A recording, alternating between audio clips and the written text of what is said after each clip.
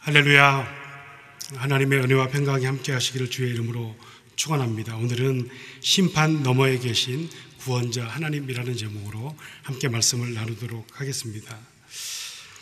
창세기는 노아가 살았던 그 시대를 어떻게 평가하고 있냐면, 그 시대는 타락했고 폭력이 난무했다, 이렇게 성경은 평가를 하고 있습니다. 여기서 우리는 두 단어를 주목해 볼 필요가 있습니다. 첫 번째 단어는 타락이라는 단어입니다. 그리고 다른 하나는 폭력이라는 단어죠. 먼저 타락이라는 단어는 히브리어로 샤하트라고 하는 단어입니다.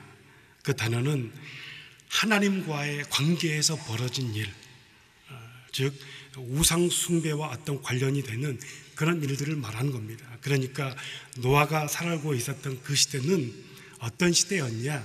사람들이 타락했다, 하나님을 떠났다, 그런 이야기를 우리에게 보여주고 있는 것입니다. 두 번째, 폭력이 난무했다라고 말씀하고 있습니다. 폭력은 히브리어로 하마스라고 하는 단어입니다. 타락이 하나님과의 관계에서 일어난 일을 말해주고 있는 것이라면, 이 폭력이라고 하는 단어는 사람과의 관계에 대해서 일어나고 있는 그런 일을 우리에게 말씀해 주고 있는 것입니다. 무슨 말이냐면, 노아가 살았던 그 시대는 하나님 사랑, 이웃 사랑, 하나님과의 관계, 이웃과의 관계가 완전히 단절된, 완전히 깨어져 버린 그런 시대였다는 것을 우리에게 말씀해 주시고 있고 가르쳐 주시고 있는 것입니다. 특별히 여러분, 이 폭력이라는 단어는 어떤 의미가 있는 겁니까? 사람이 사람을 어떻게 대하고 있냐면 폭력으로, 그리고 사람이 자기가 가지고 있는 어떤 힘으로, 어떤 권력으로 사람을 지배하는 세상. 하나님께서 세상을 창조하시고 사람을 만드셨을 때는 서로 돕는 존재가 되게 하셨습니다. 그리고 서로 섬기라고 말씀해 주셨습니다. 그리고 그런 세상을 하나님께서 보시면서 심히 좋았다, 이렇게 말씀하신 겁니다. 그런데 이제 세상이 어떻게 변해버렸습니까? 하나님 보시기에 타락했고 폭력이 가득했다. 사람이 힘으로 사람을 지배하기 시작한 겁니다. 사람이 폭력으로, 그것이 집단이 됐든 아니면 개인이 됐든 그 폭력으로 사람을 지배하게 되는 그런 세상이 되어버린 것이죠.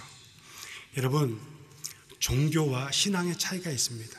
여러분의 기독교는 종교가 아니라 신앙인 줄 믿습니다. 우리는 종교인이 아니라 우리는 하나님을 섬기는 신앙인들입니다. 여러분, 종교와 신앙의 차이가 뭡니까? 우리는 기독교는 종교가 아니다, 따라서 우리는 종교인이 아니다, 우리는 생명이고 우리는 구원이고 우리는 신앙이다라고 말하는데, 우리가 정말 그 뜻을 알고 있는지 우리가 좀 되새겨 볼 필요가 있는 것이죠. 여러분, 종교가 가지고 있는 특징은 뭐냐면, 종교는 어떤 인격을 섬기거나 숭배하는 것이 아닙니다. 여러 개의 우상들이 있지만 그 우상의 본질이 뭐냐면 자기 만족을 추구하는 겁니다. 자기 만족을 추구하다 보니 그 우상은 뭐냐면, 그 본질은 힘을 숭배하게 된 것이죠. 팔레스타인의 모든 종교들이 다 그랬습니다. 우리가 성경에 있는 나라들을 한번 생각해 보십시오. 아시리아라고 하는 나라, 바벨론이라고 하는 나라, 페르시아라고 하는 나라, 로마 제국에까지 그들이 섬겼던 모든 우상들, 그들의 신들은 뭐냐면 힘이었습니다. 이름들은 각자 다 다를 수 있습니다. 그러나 본질은 자기를 만족시켜줄, 자기들에게 힘을 가져다 줄 그 힘을 숭배하고 있는 것이죠. 여러분, 로마 제국은 특별히 황제 숭배가 굉장히 이렇게 심했던 그런 나라였습니다. 그런데 역사를 연구하는 사람들은 그들의 이야기를 빌리자면, 고대 여러 제국들 가운데, 그리고 그 황제들 가운데 가장 이성적인 황제들이 누구였는가? 로마 황제들이었다고 합니다. 로마 황제들. 그렇다면 여러분, 그 로마 황제들을, 그들은 신으로 숭배를 받고 있지만 사실 모든 황제들이 다 숭배를 강요했던 건 아닙니다. 로마의 황제들 가운데 한 절반 정도는 그들도 자기들이 사람이라는 걸 알까요, 모를까요? 그들도 양심이 있었습니다. 그들도 자기 스스로가 사람이라는 걸 알고 있었고, 또 로마의 백성들도 그 황제가 사람이라는 걸 다 알고 있어요. 영원하지 않다는 걸 다 알고 있습니다. 그런데도 불구하고 로마가 황제 숭배를 했던 이유는 뭐냐면, 그들이 어떤 황제라고 하는 인격과 대상을, 존재를 섬겼던 것이 아니라 그들이 힘을 숭배했기 때문에 그런 것이죠. 일본의 천황 숭배도 마찬가지입니다. 여러분, 일본 사람들도 천황이 신이 아니고 사람이라는 걸 다 알고 있습니다. 본인도 알고 있습니다. 그런데 불구하고 왜 천황을 하나님의 자리에 놓고 섬기고 있는 것일까? 사실 그들은 천황이라고 하는 어떤 존재를 섬기고 있는 것이 아니라 그들은 자기들을 만족시켜줄 힘을 숭배하고 있는 것입니다.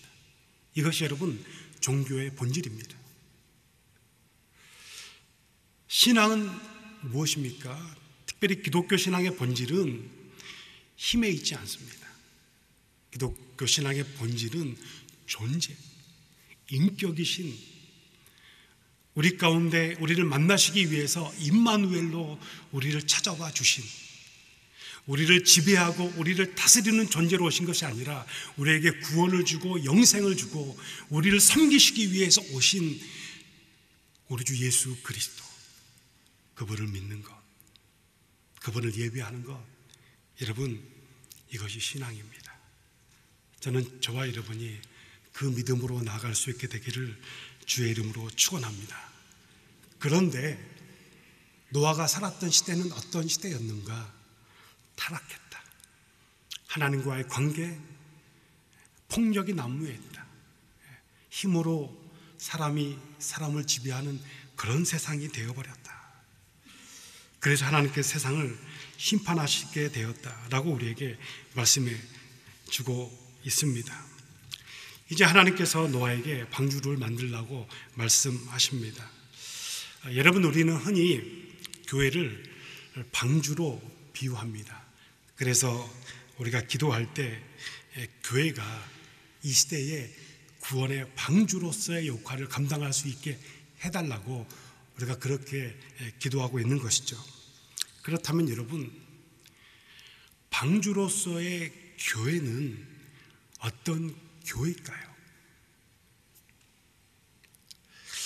우리는 먼저 오늘 본문을 통해서 정말 방주로서의 교회는 어떤 교회인가, 이 방주가 가지고 있는 여러 가지 영적인 특징들을 살펴보면서 함께 나누어 보도록 하겠습니다. 우리 창세기 7장 13절부터 16절 같이 읽도록 하겠습니다. 함께 읽겠습니다. 시작. 바로 그날 노아와 그의 아들들인 셈, 함, 야벳과 그의 아내와 세 며느리가 방주로 들어갔습니다. 그들과 모든 짐승들이 그 종류대로, 모든 가축들이 그 종류대로, 땅에 기어다니는 모든 것들이 그 종류대로, 모든 새들 곧 날개 달린 모든 것들이 그 종류대로 들어갔습니다. 살아 숨쉬는 모든 육체들이 둘씩 노아에게 와서 방주로 들어갔습니다. 들어간 것들은 모든 육체의 암컷과 수컷이었습니다. 그것들이 하나님께서 그에게 명하신 대로 들어가자 여호와께서 그의 뒤에서 방주의 문을 닫으셨습니다. 아멘. 여러분, 방주로서의 교회는 어떤 교회일까요? 오늘 본문이 그것을 우리에게 가르쳐주고 있습니다. 노아의 방주는 지금 축구장보다 더 큰 규모를 가지고 있던 그런 방주였습니다. 그런데 오늘 본문을 보면 그렇게 큰 방주 안에 여러분, 사람이 몇 명이나 탔습니까?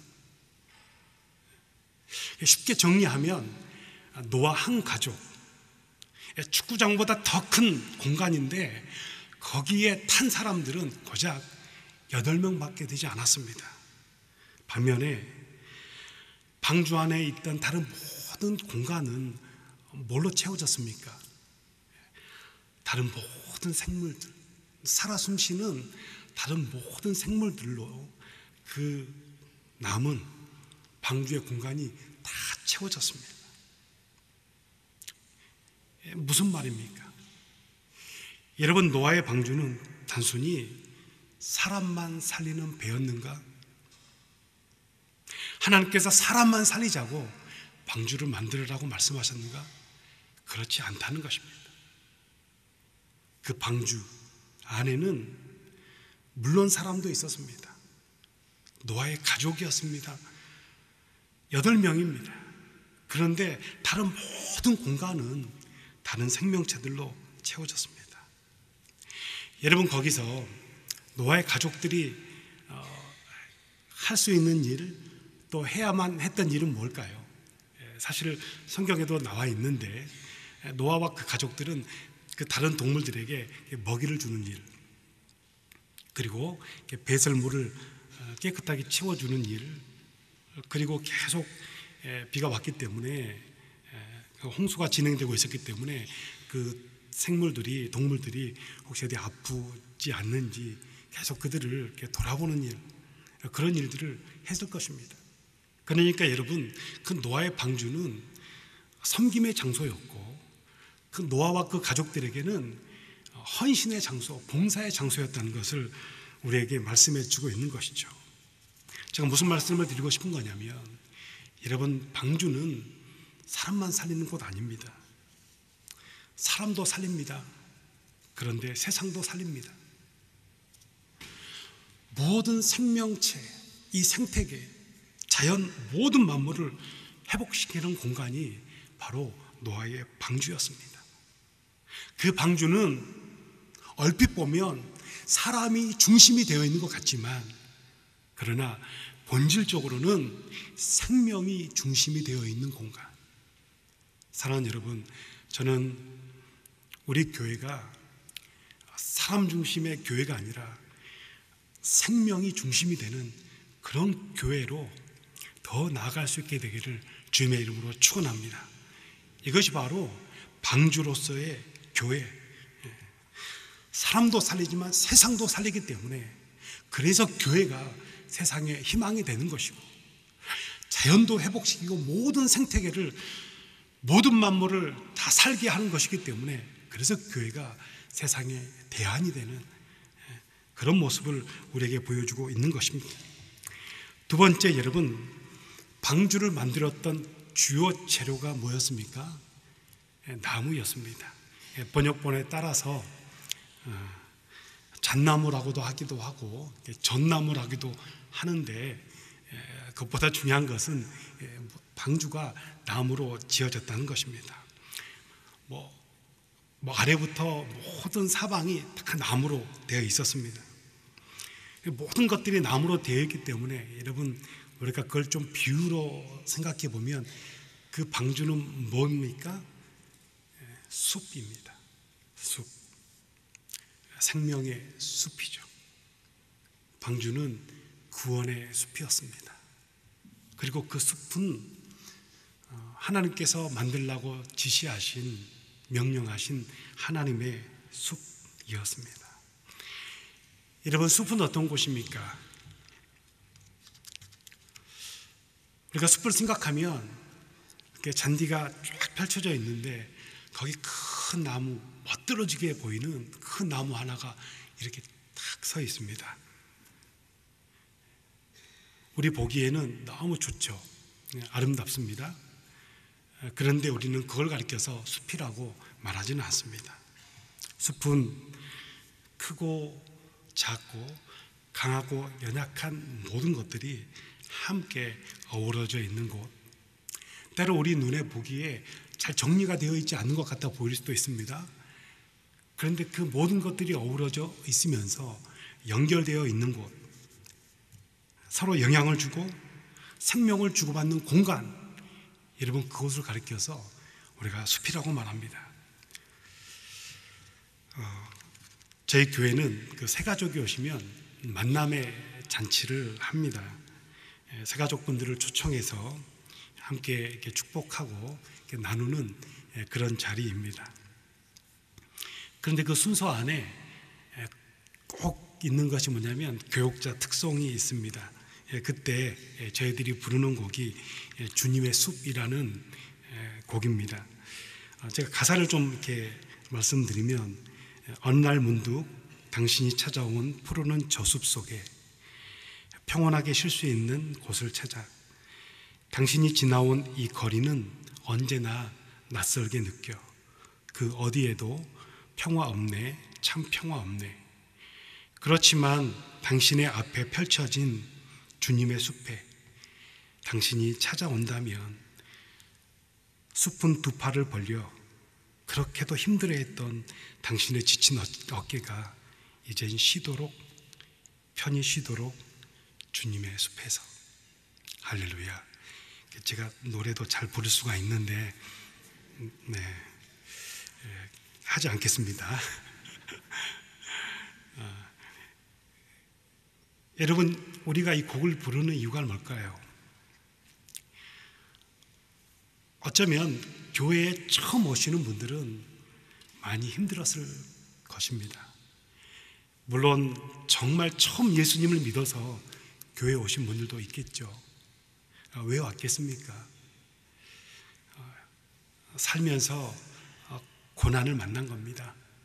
자신의 힘으로 해결할 수 없는 어떤 상황에 직면하게 된 것이죠. 힘들어서 온 겁니다. 또 어떤 분들은 다른 교회에서 신앙생활 하시다가 또 저희 교회로 옮겨오신 분들도 있습니다. 뭐 그게 좋다 이런 이야기를 하는 것이 아닙니다. 힘들었기 때문에 찾아오신 겁니다. 저희들의 마음은 다른 것이 아니라 그분들이 교회에 오셔서 좀 쉴 수 있었으면 좋겠다. 편안하게. 그리고 교회가 그분들에게 주님의 숲이 되어주면 참 좋겠다. 이런 마음으로 매번 그 찬양을 하고 있는 것입니다.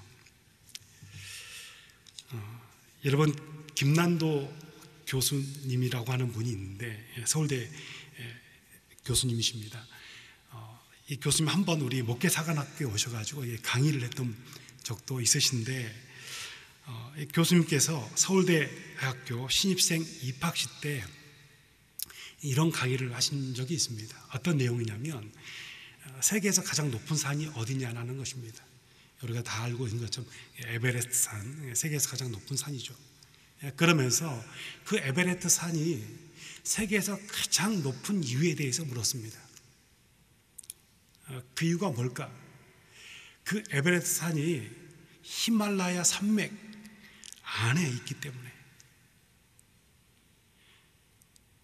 큰 산 하나가 있는 것이 아니라 그 주변에 높은 산들이 숲처럼 이루어져 있는 겁니다. 그 숲처럼 높은 산들이 이루어져 있는데 거기에서 에베레스트 산이 조금 더 높은 거죠. 그래서 에베레스트 산이 세계에서 가장 높은 것이다. 나 혼자 크게 높아지는 것, 나 혼자 크게 성공하는 것, 만약 우리가 그것을 꿈꾼다면 우리는 한계가 있을 것이다. 그런 이야기입니다. 우리가 어떻게 가장 높아질 수 있는가? 우리가 함께 성장할 때. 할렐루야. 우리가 함께 서로에게 영향을 주고 서로가 서로에게 생명을 공급해주는 그런 공동체. 하나 큰 나무가 멋들어지게 서 있는 것보다 어떤 사람은 작고 어떤 사람은 크고 어떤 사람은 약하고 어떤 사람은 강해 보이지만 그 모든 것들이 숲으로 함께 어우러져 갈 때 그때 우리의 한계를 뛰어넘을 수 있을 것이다 라는 그런 이야기를 해주시고 있는 것입니다. 여러분, 방주는 나무로 지어졌습니다. 숲입니다.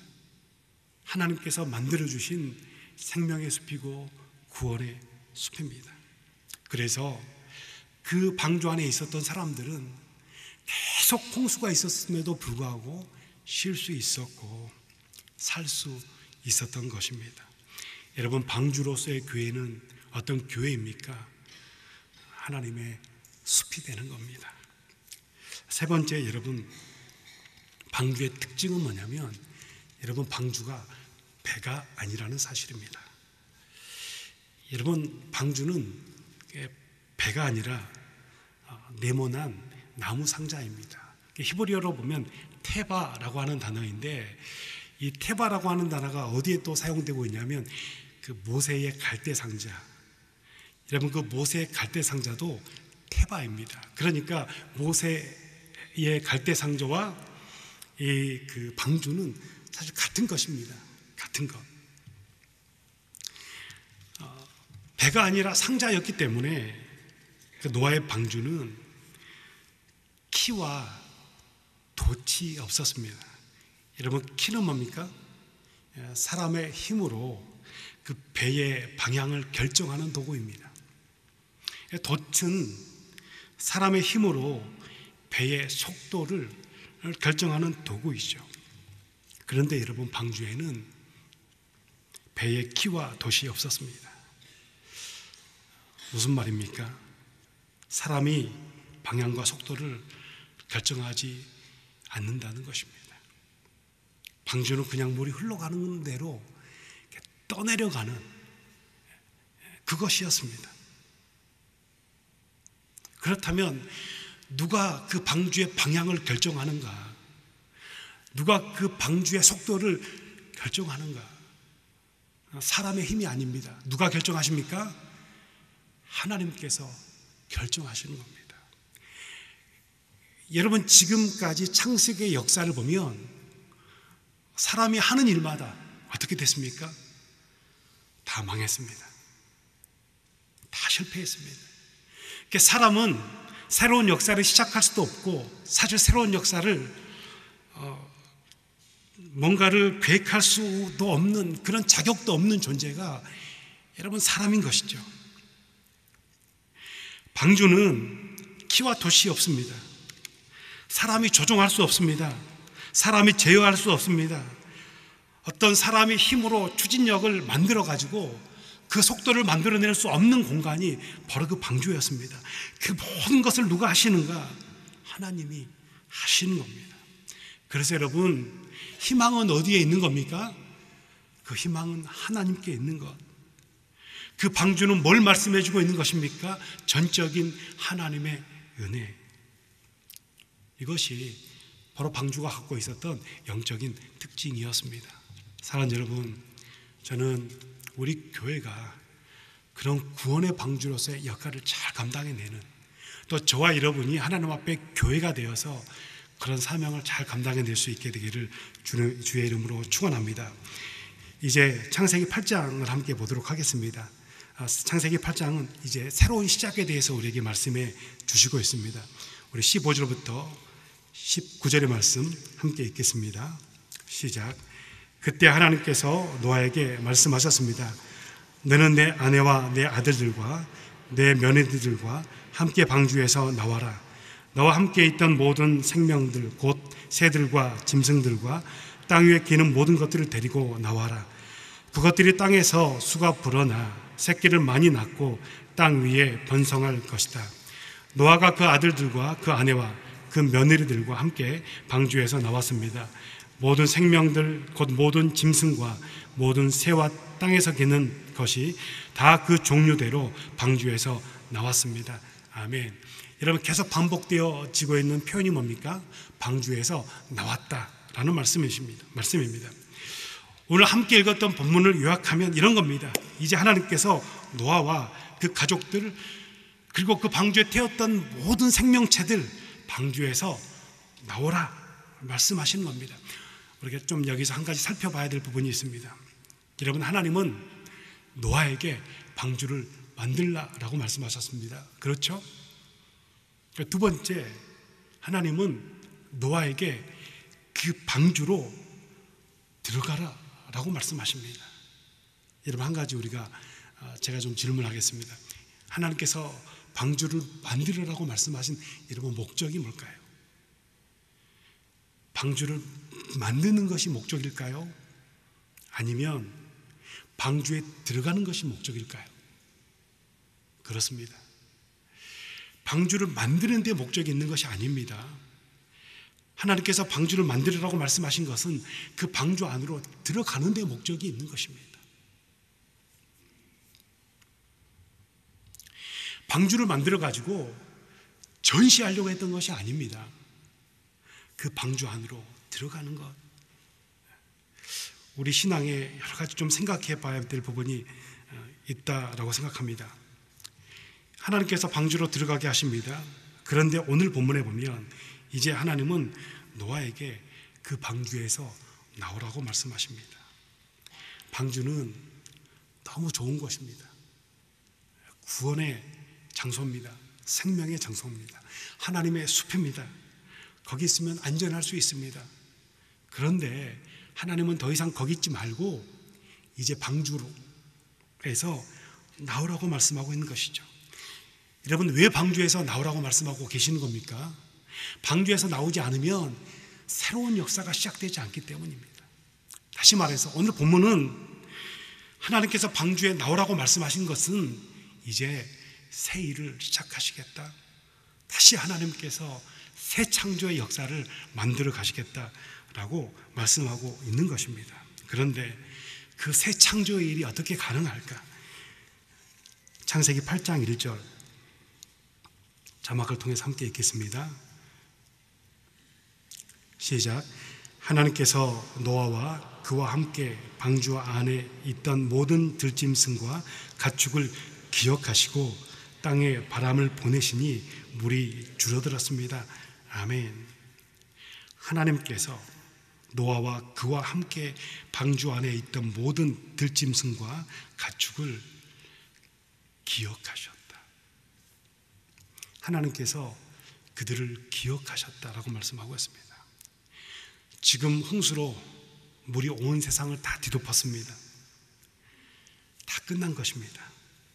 그런데 하나님께서 땅에 바람을 보내셨고 그 바람으로 물이 줄어들게 만드셨습니다. 하나님의 새 역사가, 하나님의 새 일이 시작되고 있는 것입니다. 왜 이런 일이 일어나고 있는가? 다 끝난 것 같았는데, 완전히 다 하나님께서 심판하실 것 같았는데 왜 이런 새 일이 시작되고 있는가? 하나님께서 노아와 그 방주 안에 있는 그 모든 것들을 기억하셨기 때문에. 우리 출애굽기 2장 24절부터 25절 함께 읽겠습니다. 읽겠습니다. 하나님께서는 이스라엘 민족의 신음소리를 들으시고 아브라함과 이삭과 야곱과 맺은 언약을 기억하셨습니다. 하나님께서는 이스라엘 백성들을 보시고 그들에게 관심을 기울이셨습니다. 지금 여기 출애굽기 2장 24절부터 25절에 보면 하나님께서 기억하셨다. 하나님께서 뭘 기억하십니까? 아브라함과 이삭과 야곱과 맺으신 언약을 기억하셨다. 그래서 파라오 아래에서 신음하고 있는 그 이스라엘 민족들을 구원하시겠다라고 말씀해 주고 있는 것이죠. 여러분, 하나님께서 기억하신다. 무슨 뜻입니까? 하나님께서 기억력이 좋다. 뭐 이런 뜻입니까, 여러분? 하나님은 어떤 것을 절대 잊어버리지 않으신다. 여러분, 그런 뜻일까요? 그렇지 않습니다. 하나님께서 기억하신다는 것은 하나님께서 구원하시겠다는 뜻입니다. 하나님께서 치유하시겠다는 뜻입니다. 하나님께서 다시 회복시키겠다. 새 일을 행하시겠다. 다시 새 창조의 역사를 일으켜 세우시겠다. 그것이 하나님께서 기억하신다라고 하는 의미인 것인 겁니다. 다시 시작하겠다. 여러분, 하나님은 노아와 그 방주 안에 모든 것들을 다 기억하셨습니다. 그리고 그 방주에서 나오게 하셨습니다. 여러분, 하나님은 여러분을 기억하십니다. 혹시 여러분의 삶 가운데 홍수가 났을 수 있습니다. 어떤 상황입니까? 내가 아무것도 할 수 없는 그런 상황인 겁니다. 그렇게 어려운 상황. 중요한 것은 그 상황이 아니라 하나님께서 우리를 기억하신다는 겁니다. 여러분, 하나님은 이 나라와 민족, 대한민국을 기억하십니다. 여러분, 하나님은 한국 교회를 기억하십니다. 하나님께서 기억하시기 때문에 하나님께서 구원하시고 다시 하나님께서 이렇게 세워주시고 다시 부흥케 하시고 하나님의 새 창조의 일을 우리 가운데 하신다. 그렇게 역사하실 것이다. 약속해 주고 있는 것이죠. 여러분, 하나님께서 기억하시면 심판의 역사가 구원의 역사로 바뀌게 되는 줄 믿습니다. 여러분, 하나님께서 우리 인생 가운데 우리를 기억해 주시면 저주의 역사가 축복의 역사로 바뀌게 되는 줄 믿습니다. 그래서 사랑하는 여러분, 여러분의 인생 가운데 하나님께서 기억해 주시는, 그래서 하나님의 새 창조의 역사가 일어나는, 심판이 구원으로 바뀌고 저주가 축복으로 바뀌는 그 놀라운 은혜가 부어지기를 주님의 이름으로 축원합니다. 기도하겠습니다.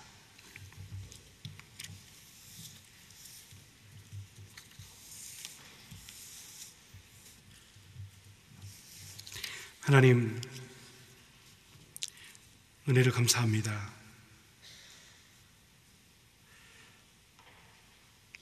부족한 저희들을 하나님의 자녀로 불러주시고 우리를 기억해 주시니 하나님 감사합니다. 비록 우리 가운데 어려움이 있고 또 한국 교회 안에 어려움들이 있지만 그럼에도 불구하고 하나님께서 우리를 기억해 주신다는 하나님, 그 믿음이 있게 하여 주옵시고 또 그 믿음으로 살게 하여 주옵시고, 그리고 그 믿음으로 말미암아 심판이 구원으로 바뀌는, 저주가 축복으로 바뀌는 그 놀라운 역사가 우리 가운데 부어지게 하여 주시옵소서. 그리고 승리하게 하여 주시옵소서. 감사드리며 예수님 이름으로 기도합나이다. 아멘.